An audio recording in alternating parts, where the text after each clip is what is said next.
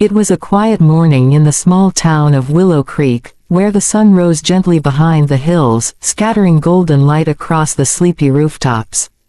In one of the older brick houses on Maple Street lived George Harris, a 74-year-old retired teacher. He had lived most of his life with discipline, keeping himself active with gardening and reading, but in recent months, George had begun noticing strange and persistent itching in certain spots on his body. At first, he dismissed it as nothing serious, maybe just dry skin, or the result of aging.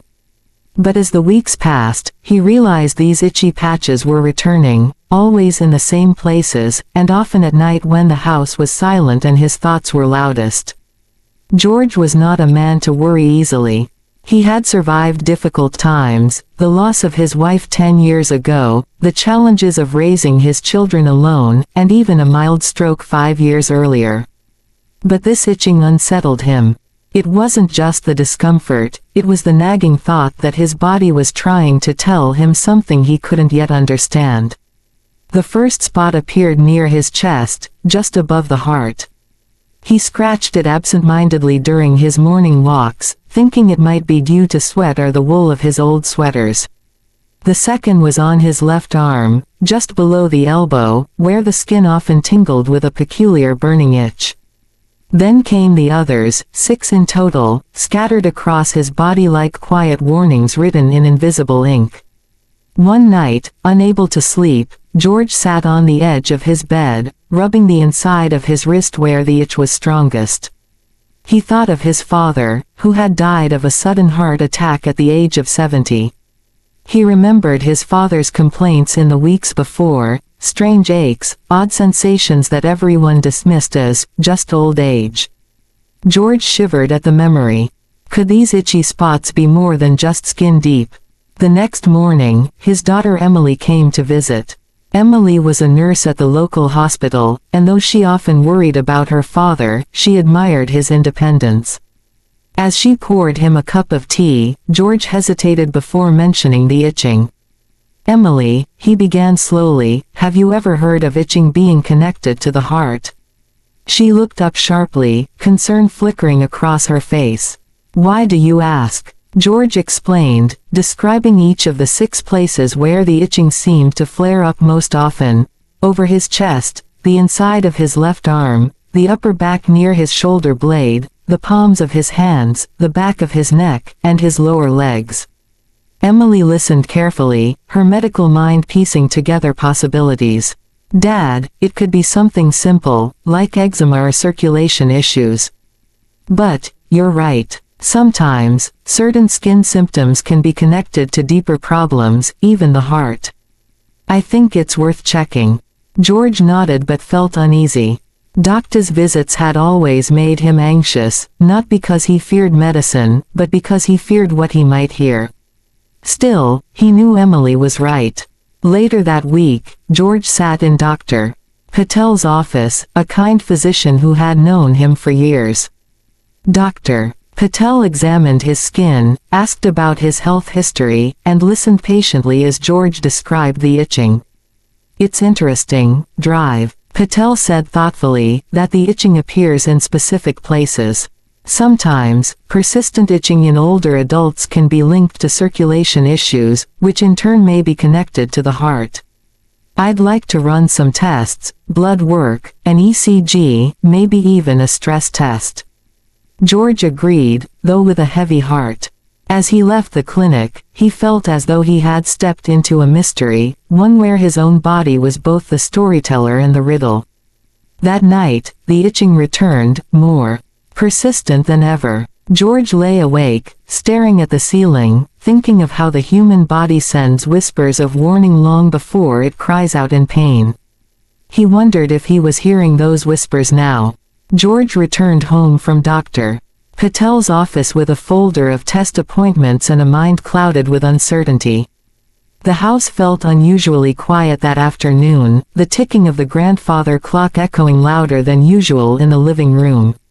He tried to distract himself by tending to his garden, but even among the rows of roses and tomatoes, the itch on his chest and arms reminded him of its stubborn presence.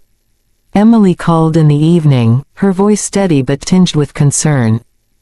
"Dad, I know you're worried, but try not to jump to conclusions. It could be something simple.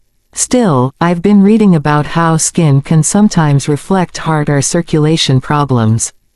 It's fascinating, and scary." George chuckled softly. "Fascinating for you, maybe. For me, it's a bit terrifying." That night, Emily couldn't sleep. She pulled out her laptop and began searching medical journals, blogs, and patient stories. One article caught her attention: unusual dermatological signs of cardiac dysfunction in the elderly. It described how certain itchy areas, especially on the chest, arms, and legs, were sometimes linked to reduced circulation, early signs of congestive heart failure, or even cholesterol imbalances. Emily scribbled notes, her hands trembling. She knew her father's family history and feared the possibility that history might be repeating itself. Meanwhile, George struggled with fatigue. The next morning, during his routine walk around the block, he noticed his breath was shorter than usual. He paused at the corner bench, placing his hand over his chest where the itch had started months ago. An elderly neighbor, Mrs. Collins, noticed and approached him. "Are you all right, George?" she asked gently. "Just a bit winded," he replied with a weak smile. But inside, he felt the unease rising like a tide. Back at home, George decided to write in his old leather journal, a habit he had picked up years ago. He wrote, "Itching is such a small thing, yet it has turned into a shadow following me everywhere. I wonder if my body is trying to speak, or if I am just imagining ghosts of illness. Emily worries, and I don't want to burden her. But deep down, I sense that these spots are pieces of a larger puzzle." Days passed, and the tests began. Blood work first, then an ECG, then a scheduled stress test at the hospital. George sat in the waiting room, watching other patients, some younger, some older, each carrying their own invisible battles. The hum of machines and the distant beeping of monitors made him uneasy. During the ECG, electrodes were placed on his chest, right near the itchy spot above his heart. He felt a strange irony, that the place causing him so much discomfort was now being studied for deeper truths. The technician was kind, offering reassurance. "It's just routine, Mr. Harris. We'll get some answers soon." That evening, George told Emily about the tests. She listened quietly, then said, "Dad, you know, sometimes people ignore small signs until it's too late. I'm proud you didn't." George smiled faintly. "Maybe these itchy spots were just stubborn enough to force me into the doctor's office. I suppose I owe them thanks, in a way." But beneath his humor, fear gnawed at him. At night, he dreamt of shadows crawling along his skin, each itch a voice whispering warnings. He woke in sweat, gasping for air, his heart pounding as if trying to remind him of its fragility. A week later, Drive. Patel called him in. The doctor's face was calm, but his tone serious. "George, some of your tests show irregularities. Nothing critical yet, but we can't ignore them. Your cholesterol is high, and the ECG shows slight abnormalities in rhythm. I recommend a cardiologist consultation. And about the itching, it might be related to circulation changes or nerve irritation caused by reduced blood flow." George sat in silence, absorbing the words.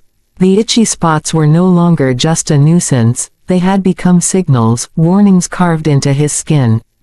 Emily accompanied him to the cardiologist, Drive. Lawson, a tall man with sharp eyes but a reassuring voice. "Doctor," Lawson explained, "sometimes, seniors experience subtle symptoms before heart issues become apparent. Unusual itching, especially in patterns, can indicate poor circulation or even early warning of heart disease. It doesn't happen to everyone, but your case is worth monitoring closely." George asked, half-jokingly, "So, doctor, my itches might be my heart's way of complaining." "Doctor," Lawson nodded with a smile. "You could put it that way. The body has many languages. We just need to learn to listen." As they drove home, Emily gripped the steering wheel tightly. She was torn between relief that the doctors were taking this seriously and fear of what they might find next. George, on the other hand, stared out the window at the passing trees, thinking about how fragile life was. He remembered his students, the lessons he had taught them about paying attention to small details. And now, at 74, he realized he was being taught the same lesson by his own body. That evening, Emily suggested he stay at her house for a few days. She wanted to monitor him closely, but George hesitated. "I don't want to feel like a patient in my own daughter's home." "You won't," she promised. "You'll just be Dad, and I'll just be Emily. But at least I'll sleep easier knowing you're under the same roof." George agreed reluctantly, and so began a new chapter, living with the awareness that every itch, every tingle, might be a sign worth noticing. The days George spent at Emily's house were both comforting and unsettling. On one hand, he enjoyed the warmth of family life, the smell of fresh coffee in the morning, the sound of his granddaughter Lily practicing piano in the evenings, the simple joy of sitting at the dinner table with people he loved. On the other hand, the persistent itching refused to let him forget the shadow hanging over his health.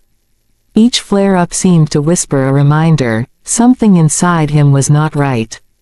One evening, as George sat in the living room reading a newspaper, he absent-mindedly rubbed at his left arm where the itch had grown sharper. Emily noticed immediately. "That spot again?" she asked gently. "Yes," George replied, folding the paper. "It's always the same places.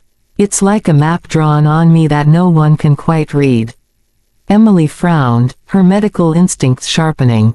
"Dad, remember drive. Lawson said these symptoms might be early signals. We shouldn't take them lightly. I'm scheduling your echocardiogram tomorrow." George sighed, staring at the fireplace. "I thought retirement would be about peace and quiet. Instead, it feels like my body is holding secrets from me." That night, George had a dream.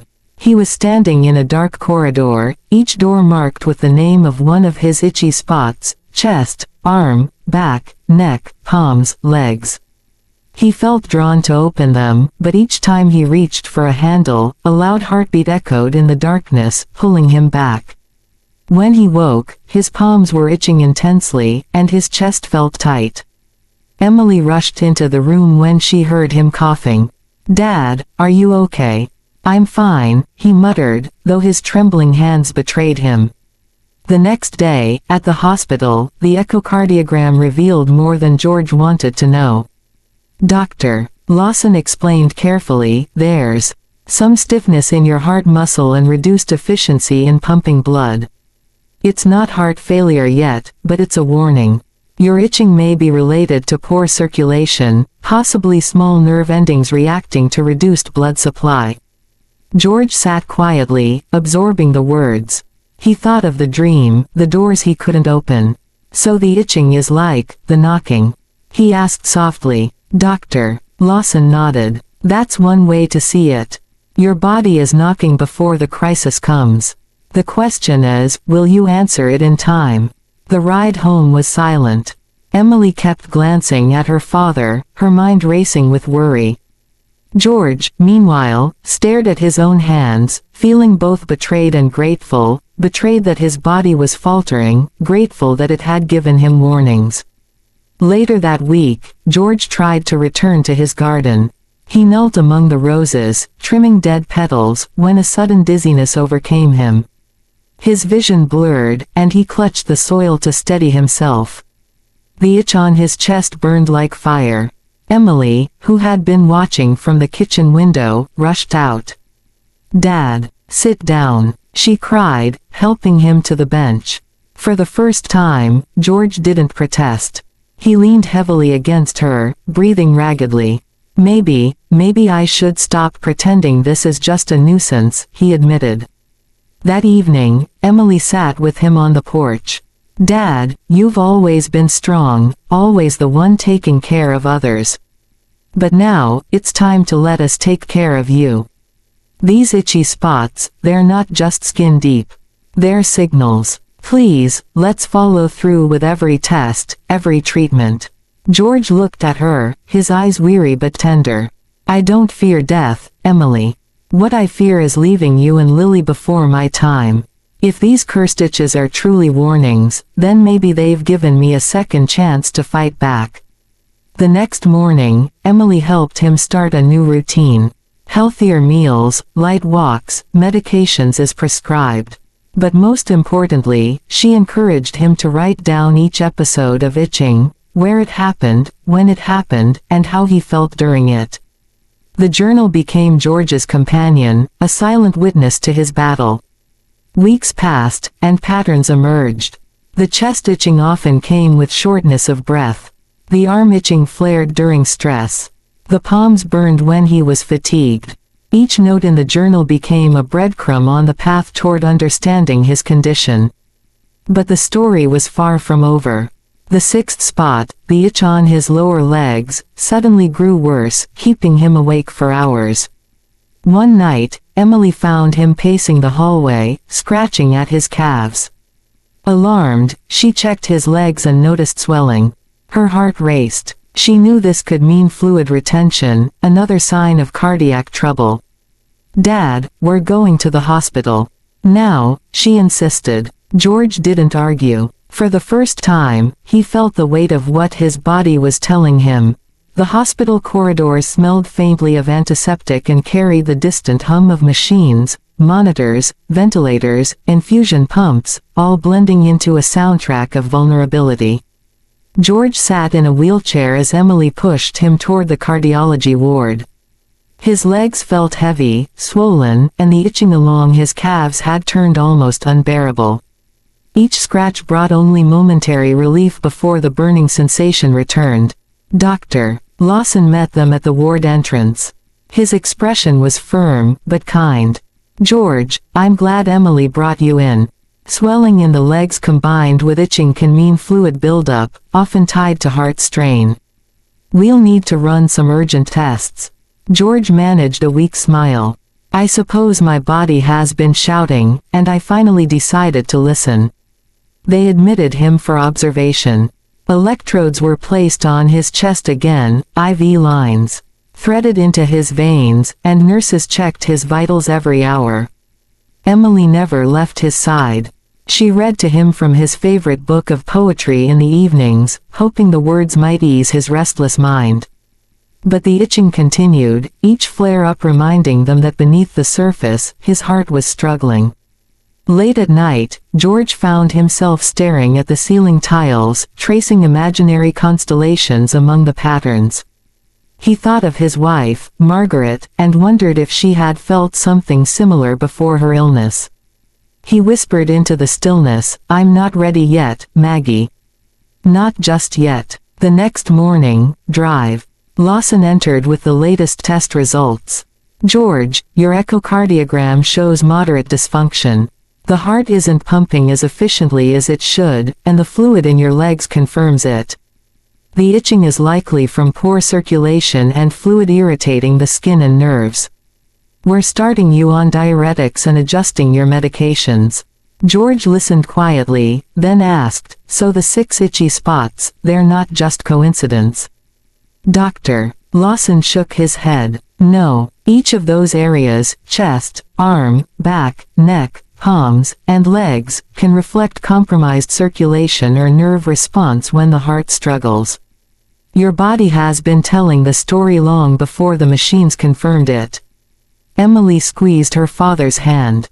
She wanted to cry, but she held herself steady. So what's next? Next, drive, Lawson said, as discipline. Medication, diet, exercise. And vigilance. If George continues to listen to his body the way he has, we can manage this. Over the following days, George kept his journal faithfully.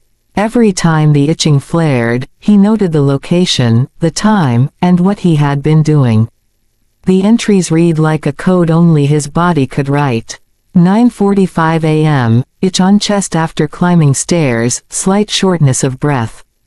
2:30 p.m., palms itchy after reading in chair, felt unusually tired. 10:15 p.m., legs burning, swelling visible.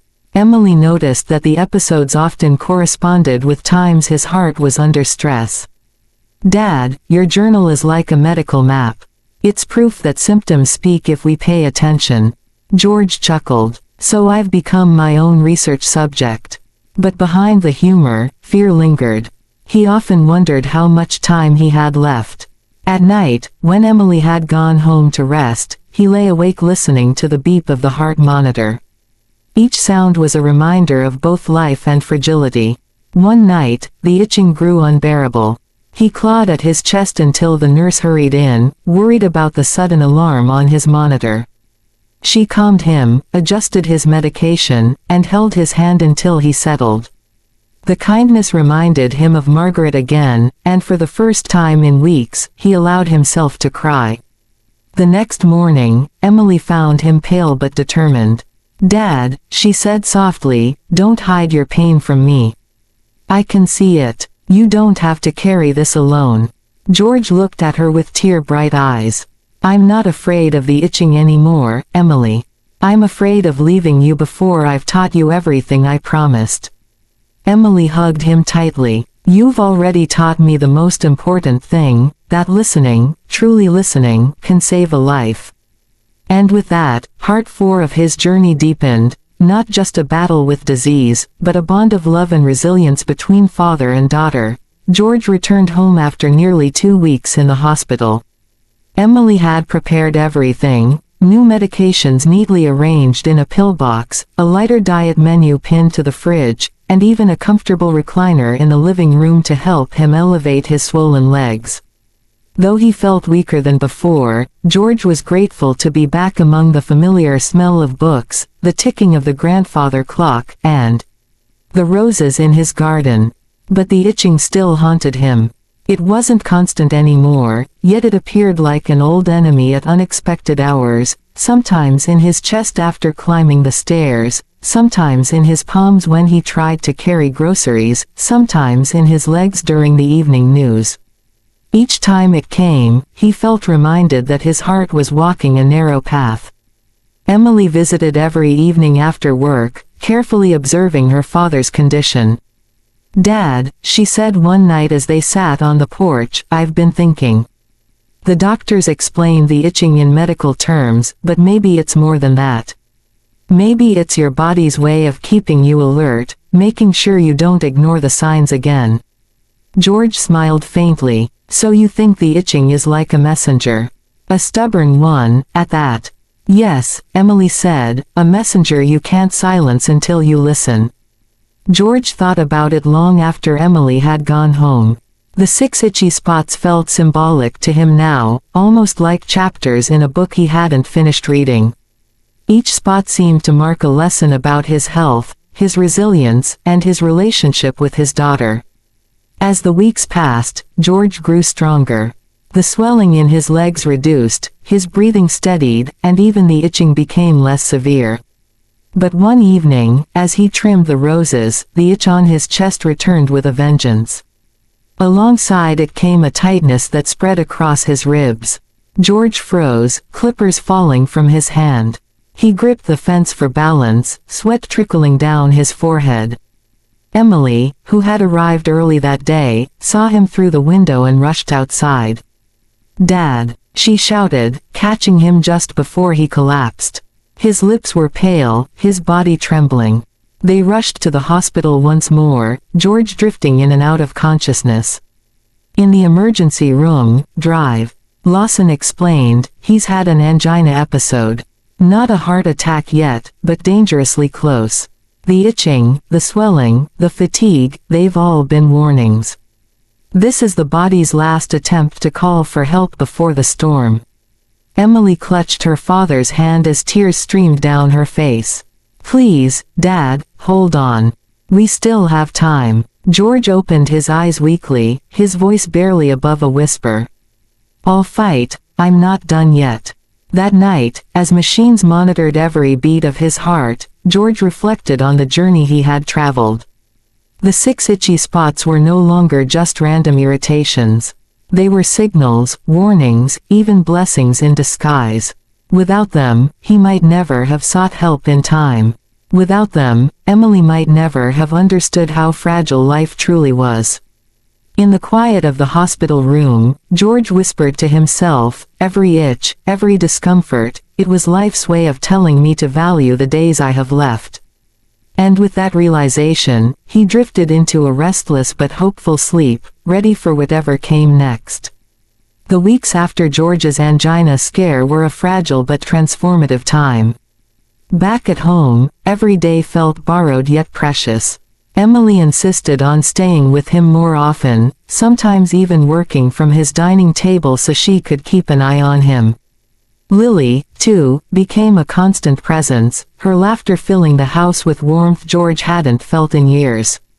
Yet the itching remained. Though the medications had eased the swelling in his legs and steadied his heartbeat, the familiar prickling in his chest, palms, and arms still came and went like tides against the shore. But George no longer cursed it. Instead, he began to see the itching as a companion, an irritating one, yes, but also a reminder to listen, to slow down, to pay attention. One morning, he sat on the porch with his journal open. He wrote, 6 itchy spots, 6 messengers, chest, arms, back, neck, palms, legs. Each one has told me a story. The chest reminded me of my heart's fragility. The arms taught me about burdens I carry too long. The back spoke of the weight of the past. The neck warned me against ignoring tension. The palms reminded me to let go of control. And the legs showed me how far I can still walk, even with weakness. Together, they've written a map of survival. Emily found him scribbling and smiled. Still writing, Dad? Yes, George said, closing the journal softly. I think someday you and Lily will read this. Maybe it will help you remember that even the smallest signs, the itches, the aches, matter. Life whispers before it shouts. Emily sat beside him, her eyes misty. Dad, you've turned your illness into wisdom. That's who you've always been, a teacher, even now. George chuckled. Well, a teacher needs students willing to listen. Thankfully, I've had the best ones. But fate had one more trial to place before him. A few weeks later, in the middle of the night, George woke with searing pain in his chest. The itching had turned into burning, spreading across his ribs like fire. He gasped, clutching his chest. Emily rushed into the room, calling for an ambulance with trembling hands. At the hospital, alarms blared as doctors and nurses surrounded George. It was a mild heart attack, not catastrophic but serious enough to shake them all. Dr. Lawson, calm but firm, told Emily, he's stable for now, but this is the body's way of reminding us again, every sign, every symptom must be respected. George, lying weak but awake, managed a smile when Emily leaned over him. Don't cry, sweetheart. I told you, I'm not done yet. Maybe I never will be, as long as you and Lily need me. Over the following days, George recovered slowly. The itching was still there, softer now, like echoes of a battle fought. But in its persistence, he found resilience. On a sunny afternoon weeks later, he walked through his garden, Lily skipping by his side. He paused to admire a rose in full bloom. You know, Lily, he said, roses are a lot like people. Beautiful, but with thorns that remind us to be careful. My body has its thorns too, these itchy spots. But they've also saved me. Lily tilted her head, curious. Grandpa, do you think the itches will ever go away? George smiled gently. Maybe not. But that's all right. Sometimes, the things that bother us the most are also the things that keep us alive. That evening, as the sun set behind Willow Creek, George sat on the porch with Emily. The house was quiet, but peaceful. He looked at the horizon, his face calm. You know, Emily, if those itches were warnings, I think I've finally learned their lesson. They weren't curses. They were second chances. Emily leaned her head on his shoulder. And you listened. That's what matters. Together, they watched the last light fade, both knowing that life, fragile, unpredictable, but still beautiful, was best lived in the awareness of its whispers. The 6 itchy spots had done their work. They had saved a man, deepened a bond, and left behind a legacy of listening, resilience, and love. And though George's journey with his heart was not over, he finally felt at peace, knowing he had answered the knocks before the door had closed forever.